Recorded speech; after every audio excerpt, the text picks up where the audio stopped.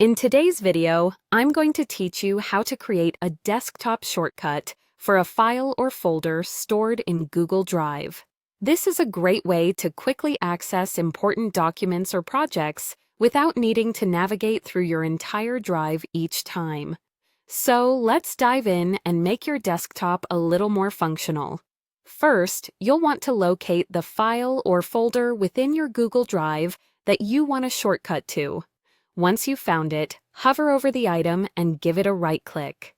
This will bring up a menu with various options. From these, select Image, Share.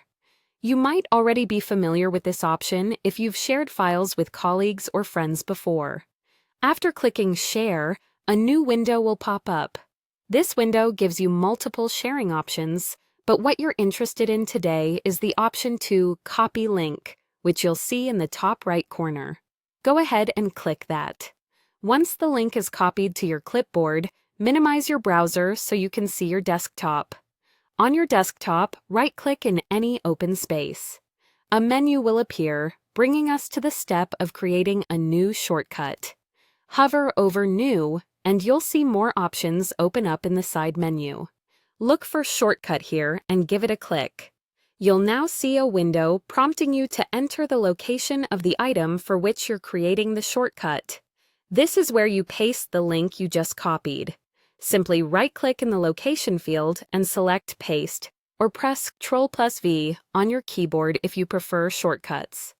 With the link now in place, click Next. This will take you to the final step in creating your shortcut. You're asked to give your new shortcut a name. It's important to choose a name that you will remember, especially if you have multiple shortcuts on your desktop. Once you've decided on a suitable name, type it in and then click Finish. And there you have it. The shortcut has been created and placed right on your desktop.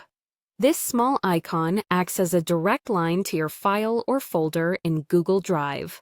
Whenever you need to access it, simply double-click the shortcut, and it will open in your default browser, bringing you directly to your chosen file or folder.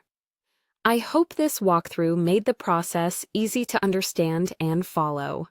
Creating shortcuts for frequently accessed files or folders can save you a lot of time and hassle. If you found this video helpful, be sure to like and subscribe for more useful tutorials. Thanks for watching, and I'll see you in the next video.